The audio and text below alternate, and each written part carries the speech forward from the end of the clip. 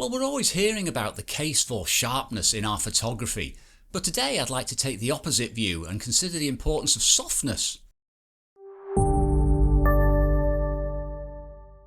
Now, it's pretty clear to me that the vast majority of photographers consider sharpness to be the holy grail of their photography. It's the number one criteria which they judge their photographs by. There is so much pixel peeping and uber sharp lenses these days which absolutely defy reality. They are preternaturally sharp.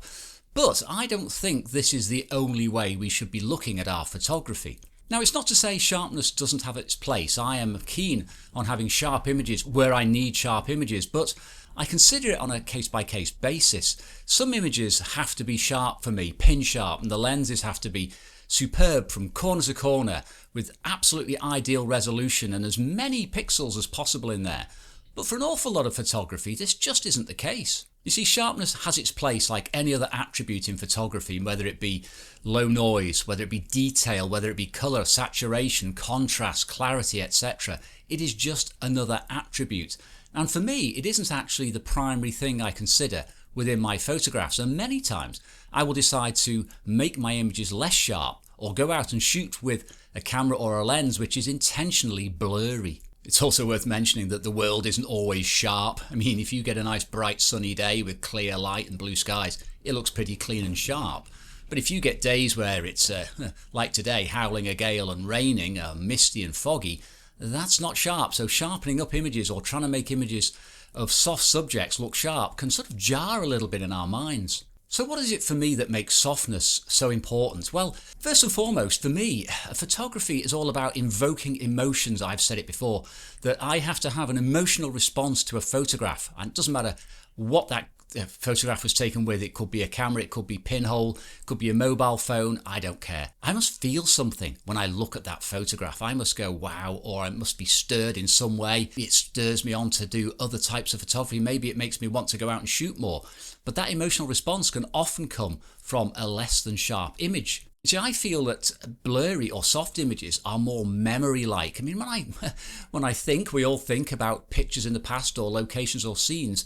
To me, they're rarely sharp. They're sort of fuzzy because the way our brains record things isn't precise.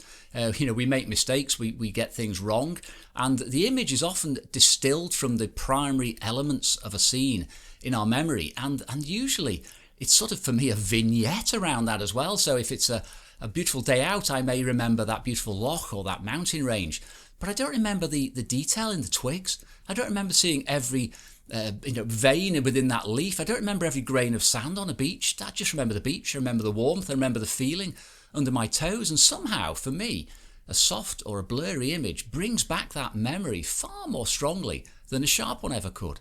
And don't forget, we are trying to convey a message with our photography. I mean, you may be conveying a message that you've got better lenses than anybody else and you've got more megapixels.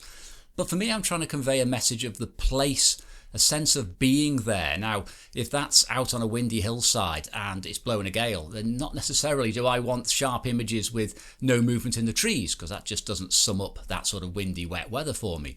But equally, if I want to show you how detailed a building is, the brickwork or the magnificent architecture, then perhaps a sharp image is exactly what I want to show you. So I will choose the equipment based on the message I'm trying to convey. And going back to that thing about memories and dreams, very often removing detail and removing extraneous information, such as the fine detail in twigs, or even maybe sort of darkening and burning in an area or removing an area, can actually take away distractions and allow people to focus on the main part of the image. So blurring detail is something I do quite often. Now, there are many, many ways to achieve soft or blurry images. I particularly like doing it with film cameras because I'll give you an example here. Many of the images here are also taken with these two cameras. This is a Holga, famous for producing very blurry images because it has a single element plastic lens. Oh, by the way, don't get the ones with glass lenses, they're too sharp. You don't want a sharp Holga, that's heresy. So this camera is super simple to use and it produces blurry vignetted images that I absolutely love. I like printing them in the darkroom when I've got one going, and they work brilliantly in digital as well. When you digitize them, they don't lose the character. Ignore what people say, by the way, about digitization being the wrong thing to do with your film images. It's a great way of getting your film images out there and showing everybody. You don't have to have a darkroom, it's nice, but you don't need one. And then there's another famous type of camera, pinhole. Now pinhole, the earliest form of camera, lensless of course, lensless, no lens in there, no glass elements, just a pinhole.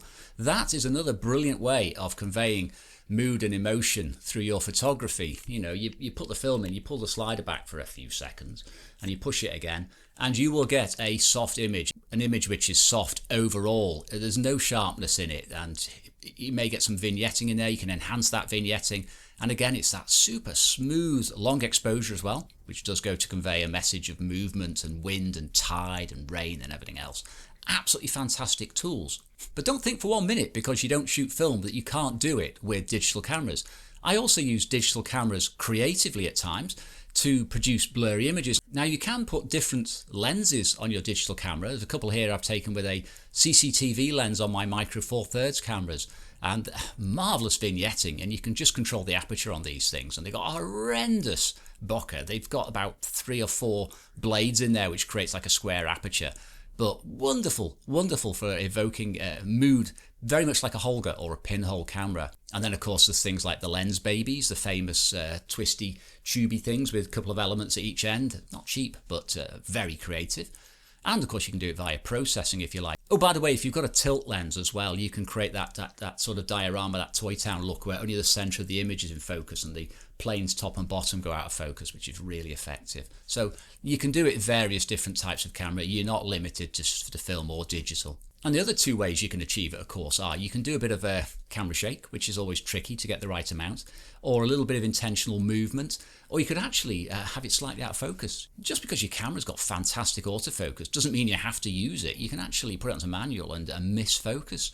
And in many cases, that actually creates far more emotion in your images and beats the pants out of the sharp version. Now, let's mention processing. Now, processing is somewhere where you can put all this into practice. So if you want, you can go out and shoot super duper sharp detailed images on your high megapixel digital camera or film camera, and you can come back and process them differently. Now sliders go left as well as right. I mean, we're all accustomed to clarity, contrast, dehaze and all these other sliders going to the right to give you more oomph, more boost. And we don't need more sometimes, we need less. Now you can push the sliders to the left. I like to push contrast and clarity down very often in my processing. Clarity just removes some of that harshness which you can get with many digital images, which I often find too sharp. By the way, I don't think I ever sharpen digital images. I probably do once or twice, but very rarely. And bringing contrast down can do a similar thing as well. So if you soften the image, you can definitely take the edge off those super sharp details. And I don't know, it's just more pleasing. But another thing worth mentioning as well is vignetting. Now I use vignetting on practically all my shots. Even if you can't see it, it is usually there. But you can push vignetting the other way. You can actually do a negative vignette and bring a white border in, very Victorian. And that again can make the image look very soft because you have this diffusion area. I actually put it on a lot of my videos as well, like this.